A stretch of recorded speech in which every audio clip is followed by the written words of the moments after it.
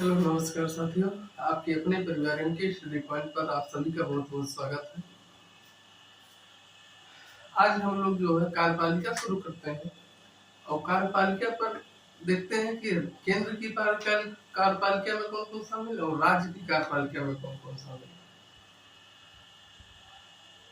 और राष्ट्रपति से जितने भी अनुच्छेद हैं, एक साथ जो सबका जो है निचोड़ कर लेते हैं कि कितने अनुच्छेद राष्ट्रपति से संबंधित है। जिसे देखते हैं, अगर हम लोग देखें कि कार्यपालिका देखें,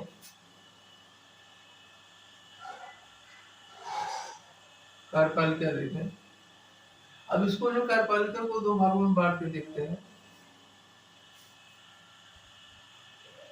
एक तो हो गया केंद्र की कार्यपालिका, केंद्र की कार्यपालिका, और दूसरे नंबर पे है राज्य की कार्यपालिका, राज्य की कार्यपालिका।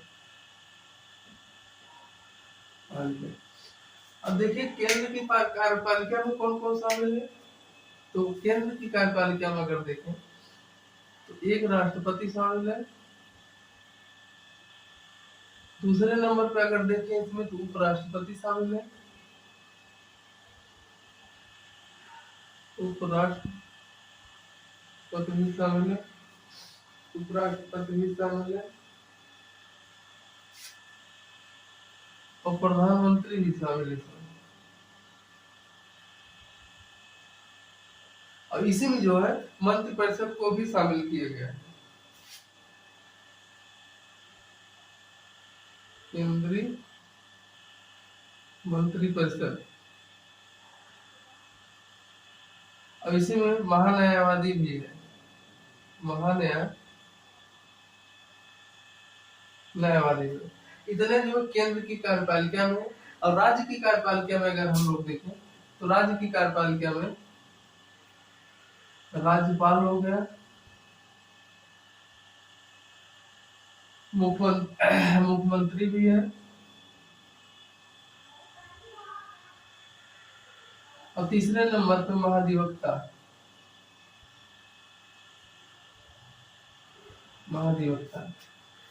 अगर महत्वपूर्ण दृष्टि से देखें इसका जो है 70% रोल है और इसका जो है 30% रोल है। अगर इसमें भी तुलना किया जाए तो राष्ट्रपति का जो है अकेले 70% रोल है और उसमें जो है इन 30 का देखा जाए तो इसका जो है 30% रोल है। अगर इसमें तुलना किया जाए, अब देखते हैं कि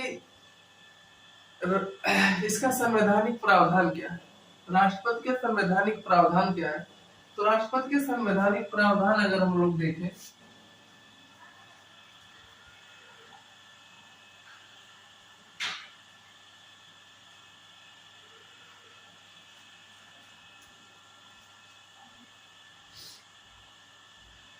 तो राष्ट्रपति के अगर संवैधानिक प्रावधान देखें, संवैधानिक प्रावधान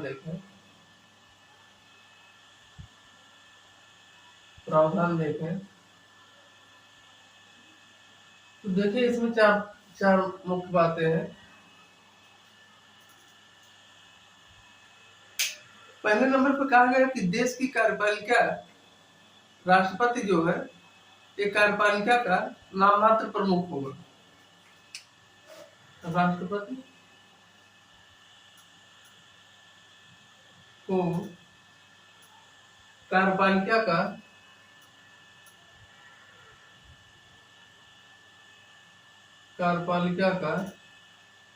नाम मात्र प्रमुख होगा,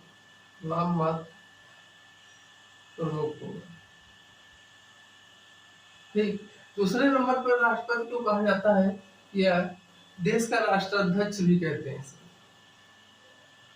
देश का राष्ट्राध्यक्ष भी कहते हैं।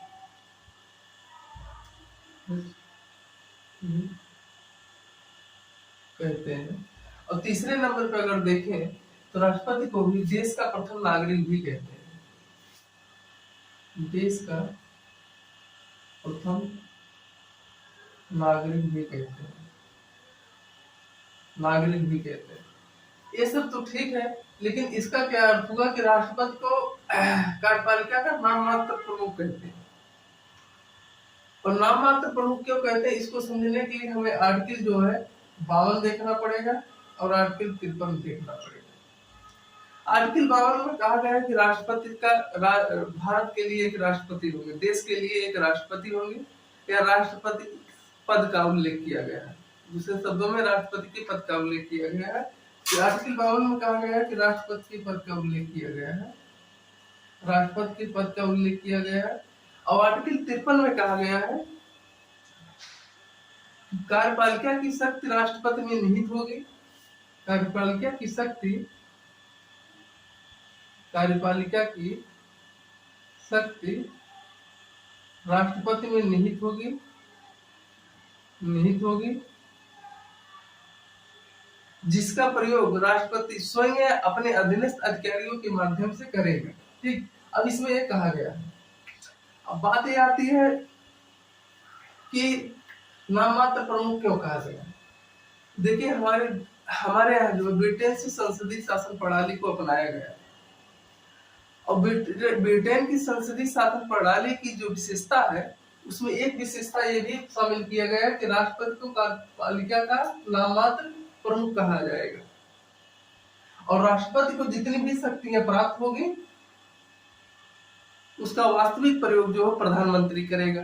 ये आर्टिकल 53 में है कि राष्ट्रपति का जितनी भी शक्तियां प्राप्त होगी वो आर्टिकल 53 के अनुसार जो है वो सभी शक्तियों का प्रयोग, वास्तविक प्रयोग जो है प्रधानमंत्री करेगा। ये आर्टिकल 53 में कहा गया है। क्या ब्रिटेन की संसदीय शासन प्रणाली और भारत की संसदीय शासन प्रणाली में किसकी सर्वोच्च शक्ति प्राप्त है? तो देखिए ब्रिटेन की शासन प्रणाली देखा जाए अगर और भारत की शासन प्रणाली देखा जाए तो भारत की शासन इसी के माध्यम से फिर एक आगे और आर्टिकल 74 में भी संशोधन किया गया। 26 नवंबर 1949 को संविधान बनकर तैयार हुआ और उसमें ये चीज उल्लेख था कि सलाह देने के लिए एक मंत्रिपरिषद होगा, राष्ट्रपति को सलाह देने के लिए आर्टिकल 74 में है कि राष्ट्रपति को सलाह देने के लिए एक मंत्रिपरिषद होगी जिसका अध्यक्ष प्रधानमंत्री होगा। तो इस पर जो है राजेंद्र प्रसाद जी ने टिप्पणी किया और कहा कि इसको एकदम क्लियर कर दिया जाए, क्या जो सलाह मंत्रिपरिषद देगी राष्ट्रपति उसे मानने के लिए बाध्य होंगे। तो संविधान सभा ने इस पर विचार किया और कहा कि जब हमारे देश में संसदीय शासन प्रणाली को लागू किया गया है और उसमें उल्लेख भी किया गया कि राष्ट्रपति को कार्यपालिका का नाम मात्र प्रमुख कहा जाएगा, तो इस शब्द की कोई बात ही नहीं रह गई, उस पर ध्यान नहीं दिए। सौभाग्यवश आगे जो है राजेंद्र प्रसाद जी ने देश के प्रथम राष्ट्रपति बनते हैं और पंडित जवाहरलाल नेहरू ने देश के प्रथम प्रधानमंत्री बनते हैं। और पंडित जवाहरलाल नेहरू की जो है नेहरू जी की मंत्रिपरिषद ने राजेंद्र प्रसाद जी को सलाह देती है, जो कि इनकी मंत्रिपरिषद इनको सलाह देती है, जो कि राजेंद्र प्रसाद जी ने मानने से इनकार कर दिया। कई बार ऐसी सलाह मानने से इनकार कर दिया। उसके बाद जो है 77-78 में जो है लगभग जनता पार्टी की सरकार आती है, मोरारजी देसाई की सरकार आती है। उन्होंने 44वें संविधान संशोधन के माध्यम से जो है शामिल किया। ये तो जो मानने के लिए बाध्य किया गया, फिर उसके बाद जब मानने के लिए राजी नहीं हुए, फिर उसके बाद इसमें जो 42वें संविधान संशोधन 1976 के माध्यम से संशोधन किया गया और यह इसमें शामिल कर दिया गया कि मंत्रिपरिषद राष्ट्रपति को जो भी सलाह देगी वो राष्ट्रपति मानने के लिए बात है। आगे चलकर 77 में सरकार बनती है जनता पार्टी की, मोरारजी देसाई की। 78 में 44वां संविधान संशोधन 1978 फिर एक बार इसमें संशोधन किया जाता है और इसमें यह शामिल कर दिया जाता है कि जो भी मंत्रिपरिषद सलाह देगी वो जो है राष्ट्रपति एक बार पुनर्विचार के लिए जो है मंत्रिपरिषद के पास भेज सकती है। इसमें जो ये सब संसदीय प्रणाली की विशेषता है, ठीक, लेकिन उतना जरूरी नहीं। पुलिस हो गया, इसमें सब क्या है कि डायरेक्ट जो है वन लाइनर फॉर्मेट में क्वेश्चन पूछता है, ठीक है। तो इसमें जो है आगे जब आर्टिकल सब पढ़ेंगे तो एक एक आर्टिकल में अंदर क्या क्या शामिल है सबको विस्तार विस्तार पूर्वक से समझाया जाएगा। तो इसमें अब देखते हैं कि हमें राष्ट्रपति से संबंधित कितने अनुच्छेद पढ़ना है।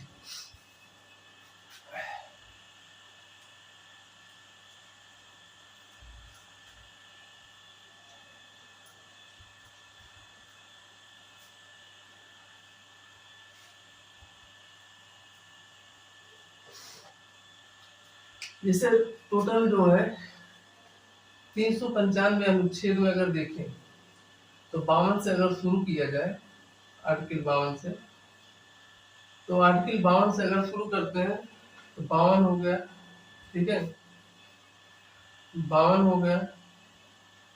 फिर उसके बाद 53 देख लेते हैं, फिर 54 देख लेते हैं, फिर 55 देख लेते हैं, फिर 56 देख लेते हैं, फिर 57 देख लेते हैं, 58, 59, 60, फिर उसके बाद देख 61, 62, फिर 71, 72, 74, फिर 77 आर्टिकल, फिर उसके बाद 80, 50, फिर उसके बाद 85, फिर 87, 87 के बाद जो है 108 आर्टिकल, 111, 123, 143, 143 के बाद जो है 352, 355 भी इसमें देख लेते हैं, 355, 356, 360,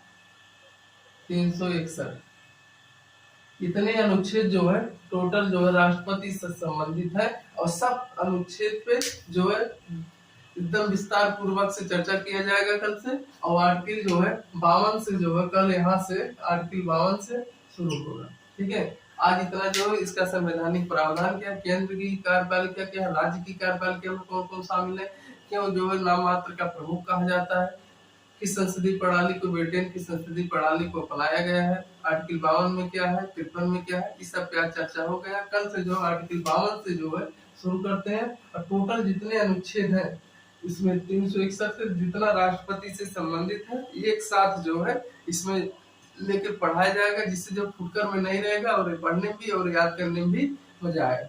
देखते हैं जैसे है कि इसमें कहा गया जैसे 358, 359 वो जो मूल अध्याय में पढ़ा दिया गया वो निलंबित से संबंधित है, इसलिए इसमें नहीं शामिल किया गया है।